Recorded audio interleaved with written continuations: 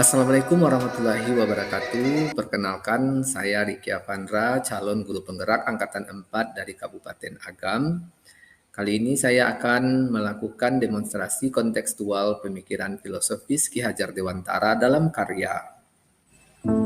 Menurut Ki Hajar Dewantara, pendidikan bertujuan memberi tuntunan terhadap segala kekuatan kodrat yang dimiliki anak agar ia mampu mencapai keselamatan dan kebahagiaan yang setinggi-tingginya, baik sebagai seorang manusia maupun sebagai anggota masyarakat.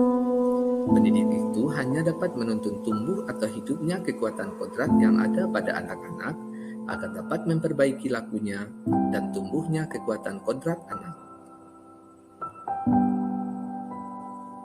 Setiap anak itu unik dan berbeda, oleh karena itu perlakukanlah mereka sesuai dengan kodrat, alam, dan zamannya. Anak itu ibarat benih yang akan disemai. Jika benih yang disemai itu dirawat dan dipelihara dengan baik, maka benih yang kurang baik pun akan dapat tumbuh dengan baik. Begitu pula sebaliknya. Walaupun benih yang akan disemai itu berkualitas, tetapi tidak dirawat dan dipelihara dengan baik, maka benih yang berkualitas itu pun nanti tidak akan dapat tumbuh dengan baik.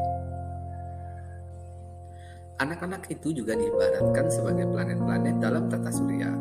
Biarkanlah mereka berjalan sesuai dengan garis edarnya masing-masing. Pendidikan itu haruslah berpihak dan berpusat pada anak.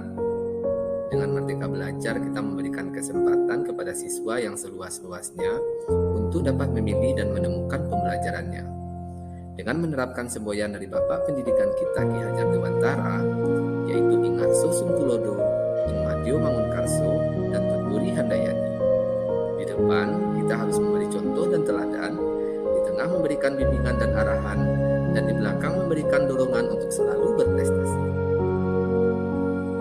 Salah satu tujuan dari pendidikan dan pengajaran adalah perubahan karakter atau budi pekerti. Keluarga menjadi tempat yang utama dan paling baik untuk melatih pendidikan sosial dan karakter bagi seorang anak untuk mendapatkan teladan, tuntunan, pengajaran dari orang tua. Dengan menanamkan budi pekerti yang luhur, yang dapat menggali cipta, rasa, dan karsa dengan raga yang kuat. Cipta menajamkan pikiran, rasa menghaluskan perasaan, karsa memperkuat kemauan, pekerti menyehatkan jasmani.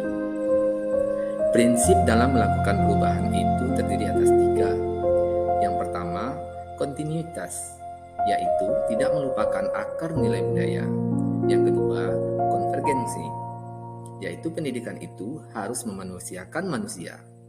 Yang ketiga, konsentris, yaitu pendidikan harus menghargai keberagaman dan memerdekakan peserta didik. Maka yang harus dilakukan yaitu didiklah anak itu sesuai dengan alam dan zamannya. Sekarang ini anak-anak disebut sebagai generasi milenial atau generasi Z yang mewakili generasi abad 21, yaitu generasi yang menyukai kebebasan dalam belajar.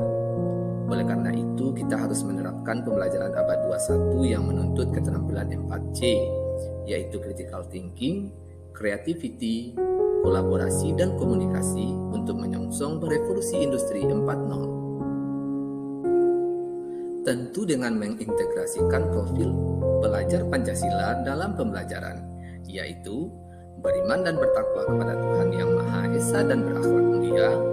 Kedua, kreatif. Ketiga, gotong royong. 4, berkebinekaan global. 5, bernalar kritis. Dan 6, mandiri. Baiklah, dari hasil pemikiran Ki Hajar Dewantara tersebut akan saya tuangkan dalam sebuah karya, yaitu puisi yang berjudul Merdeka Belajar. Mungkin selama ini aku salah dalam memandangmu. Engkau yang seharusnya kudidik sesuai dengan kodratmu.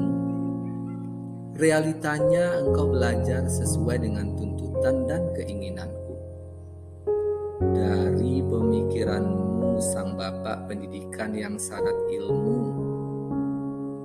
engkau menyadarkan hati dan pikiranku. Kusadari bahwa caraku bagaikan sebuah belenggu. Aku seharusnya melihatmu benih putih putih laksana salju.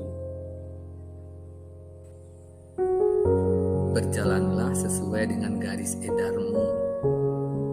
Engkau penentu, tugasku membimbing dan mengarahkanmu. Lakukanlah agar lahir cipta, rasa dan karsa, serta karyamu. Aku akan selalu di depan, di tengah, bahkan di belakangmu. Jendela ilmu itu harus diimbangi tingkah laku, agar kamu menjadi insan yang